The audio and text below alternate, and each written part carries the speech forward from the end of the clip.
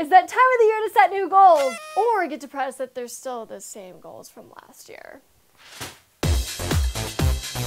Hey, it's me, Andrea. If you're watching this, no matter what time of the year, it means that you're ready to start traveling, which I love. Because my biggest pet peeve is when people say, oh, I can't afford to travel, but yet you can afford a Starbucks every day. Sometimes it can be that simple. So here's how I organize my life so that I can always go on a trip a year. I use the Tim Ferriss Dreamline, which is from his book, The 4-Hour Workweek. Here's the worksheet. You're gonna put in the time frame for your goals. So for this, we'll put in 12 months. First is the 5 things that you wanna have or buy. That's really easy. Then 5 things you wanna be, which is a little bit more difficult. Be more motivated or be more flexible. And then there's the 5 things that you wanna do or experience. So for the sake of this exercise, there's a lot that we're not going to use. Just concentrate on the 5 things that you want to do, aka the 5 travel experiences that you want to have. So now it's time for the fun part. Brainstorming about those 5 dream locations. Don't worry about anything like money, time, who am I gonna go with. Just give yourself a moment. Put on your fake hipster glasses and pretend you're Bill Gates. My 5 places are Marrakesh, Morocco, an African safari, Maldives with a hut on the water, or Fiji with a hut on the water. I really want to have a hut on the water. And Istanbul, Turkey. Then pick one.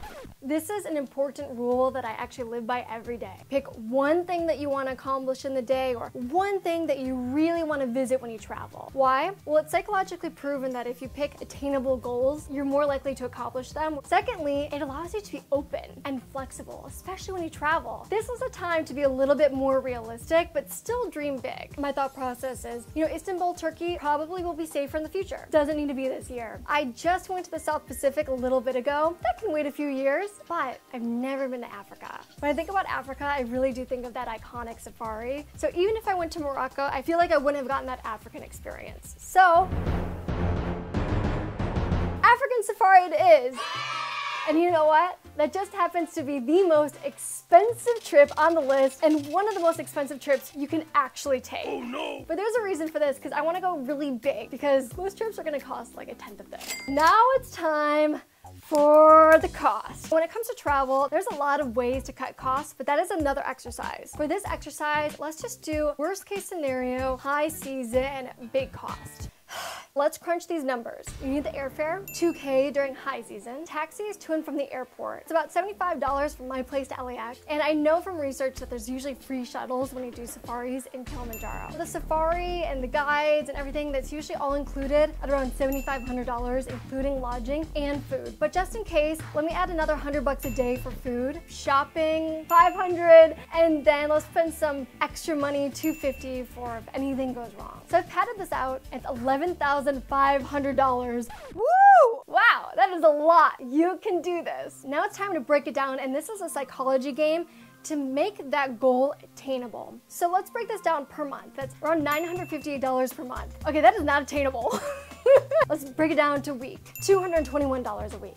All right, that's a little bit better, but how about per day? $31.50. Okay, if I think about how much I spend on lunch and maybe a drink after work, $31, that's attainable. Now, there are 2 ways to make money. You can make more money or save money. And since I already work hard enough, I prefer to work smarter, and that means save money. Now, this is a time for you to reorganize your life and take a really good look at your finances, which I know is really scary. I know I never do. Why? Because I don't want to know how much I spend on Amazon per month. It's gonna make me depressed. But just sit through this pain for a little bit. You gotta cut costs. We spend a lot of money out of laziness or just out of habit. First thing that can go are reoccurring charges, subscriptions that you don't really need. Then look at your big spending costs per month and see how you can cut them down. Cable, Starbucks, shopping. And then for things that you need, try to figure out ways to do it less frequently or at cheaper cost. Bring lunch to work. Shop at Trader Joe's instead of Whole Foods. I dyed my hair darker so I could go 8 to 10 weeks without dyeing instead of 4 to 6 weeks. Then brainstorm ways on how you can make money, and the first thing that comes to mind is get a side hustle. That's the coolest thing about living in today's age, is that there are so many apps on how to make money. Sell your stuff on eBay, rent out your apartment on Airbnb while you're gone, become an Uber and Lyft driver. Some people in LA make $300 on a Saturday night. That's your weekly goal, and you're gonna be saving money. It's a double win. Or do it a more traditional route. Put a percentage away of each paycheck, or ask for overtime opportunities, or ask for $5 more an hour when you're a freelancer. Now that you got all your ideas out, pick 2 to 4 strategies that you really want to try. And then it's time to move on to the